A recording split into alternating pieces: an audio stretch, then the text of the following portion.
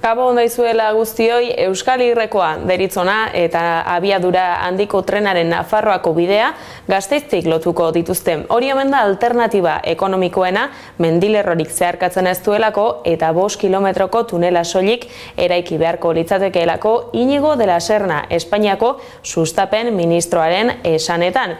Iruñean eta Gasteizen izan da de la Serna gaurkoan, Iruñeako kasuan Manu Ayerdi Nafarroako garapen ekonomikoko lehendakari ordearekin eta Arantza Tapia Eusko Jaurlaritzako ekonomia garapenerako sailburuarekin egin du bilkura. Eta bitartean elkarretaratzea egin dute kanpoaldean, abiadura handiko trena inposaketa dela salatu eta tren sozialagoa aldarrikatzeko. Nos está imponiendo un modelo de transporte, nos está imponiendo un trayecto, un trazado, y creemos que con el actual tren que tenemos en Navarra, que se puede mejorar y mucho y fácilmente, creemos que sería la forma adecuada para mejorar el tren y tener un tren adecuado. Bantzeko bidetik jo du Adolfo Araizek EH Bilduko Nafarroako bozeramaileak ere, eta esan du ez daudela inposaketak onartzeko prest eta Nafarroan beharrezkoa den tren azpiegituraren inguruan Nafarrek erabaki beharko luketela. Ministraren bizita ez dugu jotzen bakarrik propaganda hutsa, baizik eta gure ustez gaur etorriko da berriro Nafarrora, esatera Nafarroko herritarrei esango digu zenolako tren eredua nahi duen Madrilek erabaki duia zenolako tren eredua, eta hori hain zuzen ere da tren handiko abiadurako trena. Gure ustez onartezina dela momentu honetan Nafarroan behar duguna da eztabaida sozial bat, eztabaida hori oraindik ez da egin, eta guk geuk erabaki beharko dugu zenolako tren eredua nahi dugu. Orain bi aste eman zuten Burgos eta Gasteiz arteko proiektuaren berri eta orain berriz iragarri dute lotunerik egokiena zein izango den. Zehazki eskuartean zituzten proiektuen artean Ezkio eta Gasteizko alternatibak dira onartu dituztenak, beste guztiak egin ezinezkotzat jota ekonomikoki edota orografikoki. Bi horien artean Ezkioko alternatibak zalantza ugari pizten ditu kostuaren inguruan, 21 kilometroko tunela eskatzen duelako eta horregatik onartu dute Gasteizko lotunearen aukera. Arantza Tapia, Eusko Jaurlaritzako ekonomia garapenerako sailburuak bereziki garrantzitsua dela esan du lotune hori herri eraikuntzaren ikuspegitik ere. Lotunea guretzako da Euskadiko erkidego autonomoko 3 hiriburuak eta Nafarroako hiriburua lotzen ditu. Beraz, herri eraikuntzan aipatu genuen baita ere uztailean Madrilen eta herri eraikuntzarako guretzako erabat garrantzitsua da. Lotzen ditu baita ere Mediterraneoa, arlo Atlantiarra eta Kantabrikoa, eta hori guretzako izanik garrantzitsua bidaiarientzat eta merkantzientzako dan lotune bat izan da, ardatz guztiak lotzea erabat ezinbestekoa da. Zergatikan gure portuak egon behar dutelako lotuta arlo logistikoak eta noski bidaiariak izan behar dutelako bere garrantzia. Zentzu horretan guretzako bide bakarra Atlantiar ardatza, Kantabrikoa eta Mediterraneoa lotzeko hau da. Castellón, Iruña, Igrekoa. Abiadura handiko trenaren lotuneari buruzkoak beraz nabarmentzekoak iruditu zaizkigunetako batzuk, baina gai gehiagori begira ere jarriko gara gaurko albistegian eta hoiek aurreratzera joko dugu titularretan. Aldaketaren 4 alderdiek eta Nafarroako gobernuak aste honetan lan batzordea sortuko dute estatuak itzuli behar dituen 215 milioi euroen inbertsioaz eztabaidatzeko, izan ere ia 3 urteko atzerapenarekin, baina hitzarmen ekonomikoaren akordio erdietsi zuten bi gobernuak abenduaren bukaeran. 2015-tik 2019 bitarteko ekarpenaren kalkuluaren hitzarmen berriaren arabera, Nafarroak ordaindu beharreko kopurua jaitsi egingo da. Abian da dagoeneko nazional bat errepideko bidesaria kamioientzat, Gipuzkoako Foru Aldundiak berretsi du 3.500 kilo baino gehiagoko ibilgailuek soilik ordaindu beharko dutela bidesari hori. Protesta ordaindu egin beharko dute Etxegarate, Andoain eta Irun parean jarritako arkuen azpitik igarotzen diren kamioiek. Aldundiak gainera ziurtatu du sistemari esker Gipuzkoarrek 3 milioi euro gehiago izango dituztela gasturako, ene bateko mantentzelanen kopuru omen da hori kamioilariek ordainduko dutena. Horrez gain beste 10 milioi euroko ekarpena ere egingo dute kamioilariek, 1.500 kamioi inguru, nazional batetik AP batera aldatu direlako, gehienak atzerritarrak izango dira. Hemendik aurrera, Gipuzkoarrak euren zergakin ordaindu beharrean, kamioiak euren erabilerarekin ordainduko dituzte 3 milioiko mantenuak ene batean. 3 milioi izango dira mantenurako, 3 milioi baita ere sistema bera kudeatzeko, eta beste 3 milioi izango dara inbertsio bereziak egiteko. Ene batek egin behar baldin baditu aldaketa batzuk, bere trazadan hobekuntza batzuk, bereziak horretarako joango gira gordetzen 3 milioi. CNEak Edesako 160 langileak kaleratuko ditu eta geiser likidatu egingo du. Beraz, zuzendaritzak baztertu egin du konkurtsoan aurkeztutako proposamena Amika inbertitzailearen babesa zeukana. Edesa 15 komertzialekin soilik laga nahi du, desegite prozesu luze baten amaiera badatorrela iragarria zion, CNEa konpainia katalanak Edesa industrialeko langile batzordeari arrasaten eta geratzen diren 160 langile inguruak kaleratuko dituela eta likidatu egingo duela Geiser Gaztek sozietatea jakinarazi du. Gogora ekarri behar da, aurrez beste 145 langile ere kaleratu zituela. 2015ko epaiketan Angela Murilloren aurrean herri harresia protesta simboliko gisa egin zutela defendatu dute 50 auzipetuek Alcalá de Henareseko auzitegian.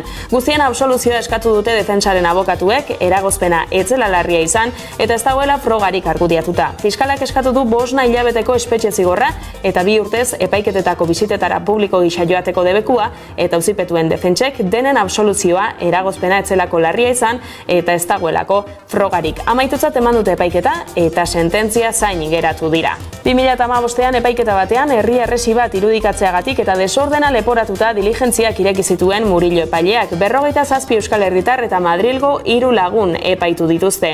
Aurreko epaiketan auzipetuak zirenek herri harresia protesta simboliko gisa egin zutela adierazi dute auzi saioan eta aldiz publiko bezala zeudenek ez zutela txalotu eta ez zekitela ezer defendatu dute.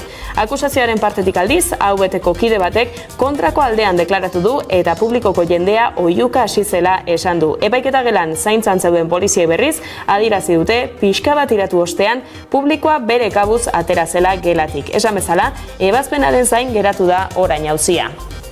Sare herritarrak larunbatean Bilbon urtero legez euskal presoen alde izango den manifestazioan parte hartzeko deia egin du. Prest gaude lelopean, bakerako eta konponbiderako bidean mobilizazio handia izango da Nafarroan dagoeneko bide horretarako urratsak egin zituzten abenduaren 30ean Iruin herria zeharkatu zuen manifestazioarekin. Baia 12 urte espetxean igaro ondoren aske geratu berri den Txema Matanzasen hitzetan, interesgarria da Frantziako gobernuarekin abiarazi den bidea, euskal preso politikoen auzia konponbidean jartzeko. 18/88 sumarioan epaitu eta espetxeratu zuten Matanzasek ordea, uste du herri presioa ere beharrezkoa dela. Eta hori nabarmendu du Alabedi irratian egin dioten elkarrizketan. Pariseko manifestazioa ustez gauza oso arrakastatsu bat izan du da eta baina alde bakartasuna ezin daiteke modu bertsuan erabili armagabetzean eta presoen eremuan eta zeatik espetxetako giltzak beraik dezkatelako.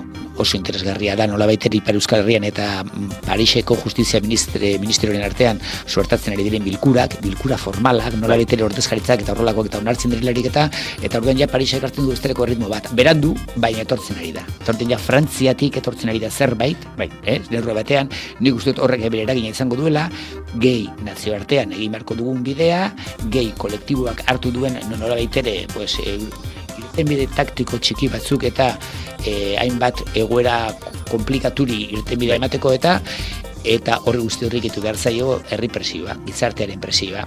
Presoen eta haien eskubideen alde jarduteko prest daudenek azterketa partekatu egin eta elkarlanerako puntuak topatu behar direla nabarmendu du aurkaria norden ahaztu gabe.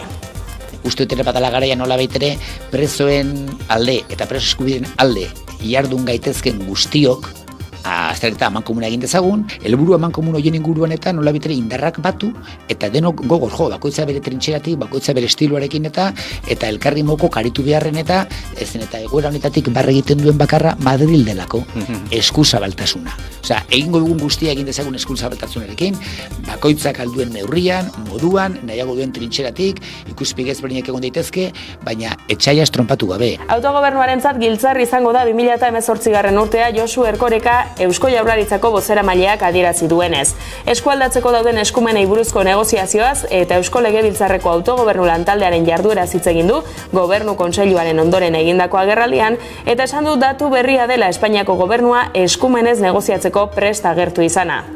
Orain arte, lehenbiziko aldiz nik dakidanez publikoki gobernuaren delegatuak aitortu duela segurtasun sozialaren inguruan transferentzia bat egiteke dagoela eta egin daitekeela.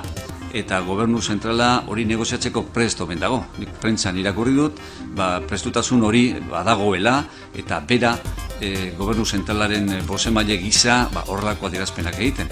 Hori datu, berria da, aitorpen hori egitea eta publikoki egin izana. Nola nahi ere, guk horretan jarrera hori bada, eta gobernu zentrala jarrera hori badauka, Eusko Jaurlaritzaren jarrera ezaguna da, eta, argi dago kasu honetan, gobernu zentralaren jarrera hori bada,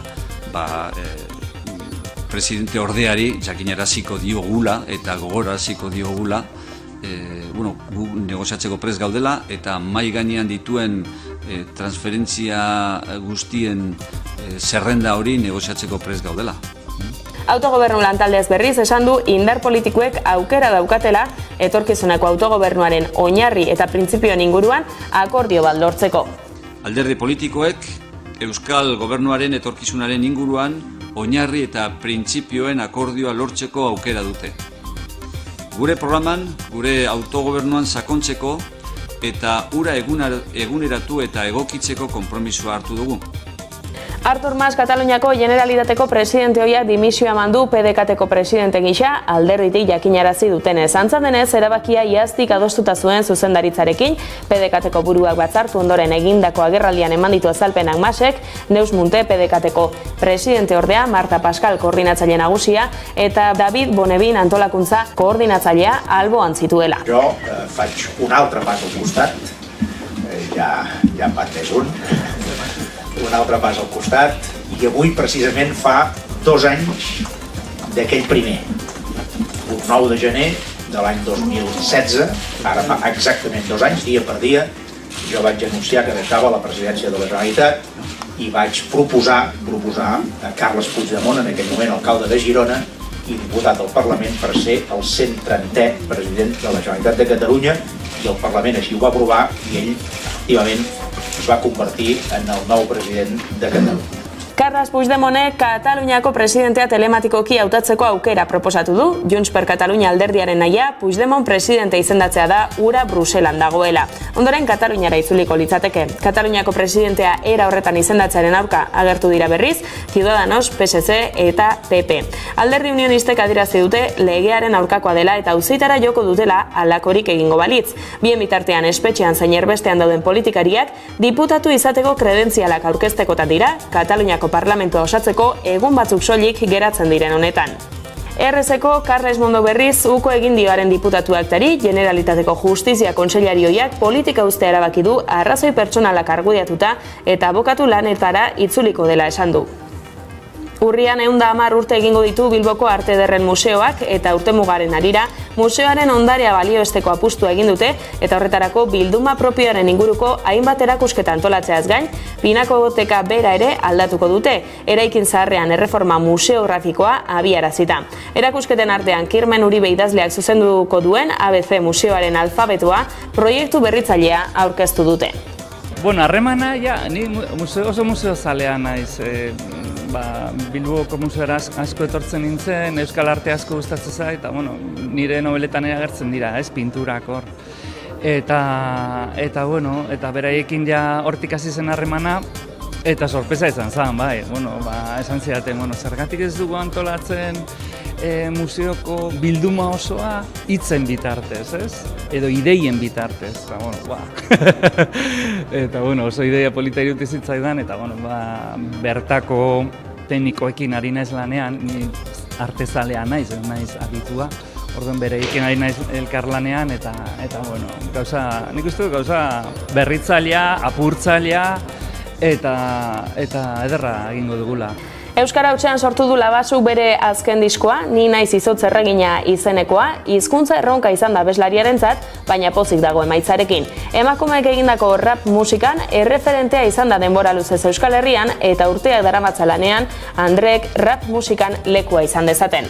Jon Guidetti aurrelari suediarra aurkeztu du Alabesek, zeltak utzita denboraldia bukatu bitartean Gasteizen jokatuko du udan Errusian lehiatzekoa den munduko txapelketan parte hartzeko asmoarekin. Peñazarrabeitia lankideak gidatutako osatutako Arrobia saioan, Asier Laurodogoitia futbol entrenatzailea eta Kerman Garralda kazetariarekin batera, Eskandinaviarraren etorrerak talde babazorroaren baitan izan dezakeen eragina aztertu dute. Horrekin batera, Guidetiren istorio pertsonal bitxi eta interesgarria ezagutzeko aukera ere izan da bertan.